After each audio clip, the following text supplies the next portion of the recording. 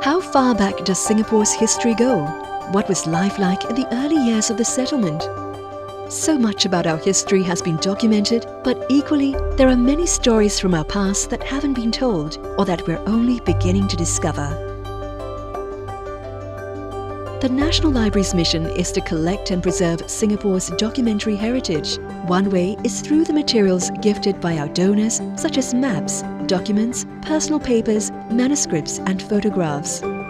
Each item tells a story, a treasure trove of history and heritage worthy of preservation for our future generations.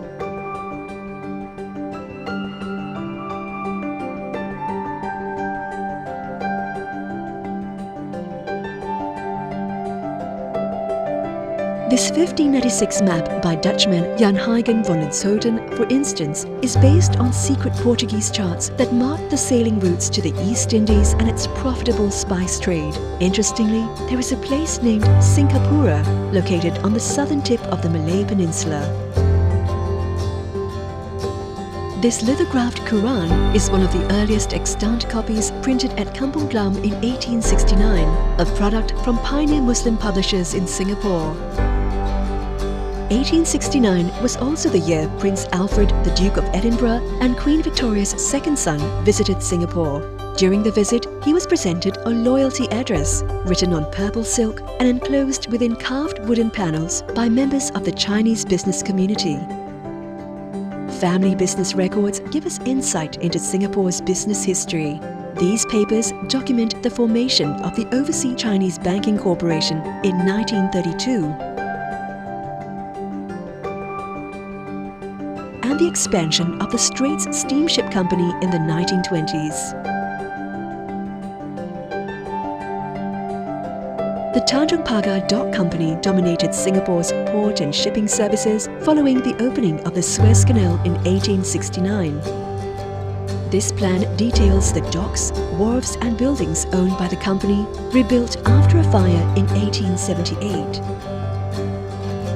World War II was a dark period in our history. This Japanese military map shows the planned tactical maneuvers on 13 February 1942, just 2 days before the fall of Singapore. After the war, creative works by Singapore's literary pioneers gave vent to their nationalistic beliefs and personal convictions about the Singaporean identity. Gods Can Die and Ulysses by the Malayan are Edwin Thumboo's iconic poems that merged poetry and public concerns, crying out to the nation to have an independent voice. P. Krishnan translated Western classics such as God Sees the Truth But Waits by Leo Tolstoy into Tamil, endowing these works with nuances from Tamil language and culture. These translations were published in Saragu. Notebooks of multidisciplinary artist Tan Swie Hien capture his visions and sketches that provided inspiration for his groundbreaking literary and artistic creations. The collection of Liu Kang, a pioneer of the Nanyang art movement, illuminates the fledgling art scene in early 20th century Singapore and the formative years of art societies then.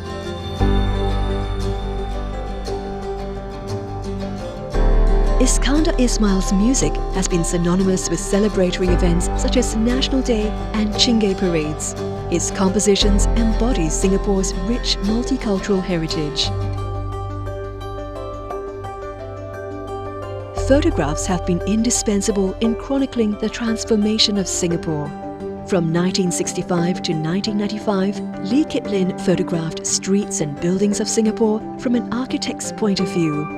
It was a detailed visual record of the transformation of Singapore's built environment.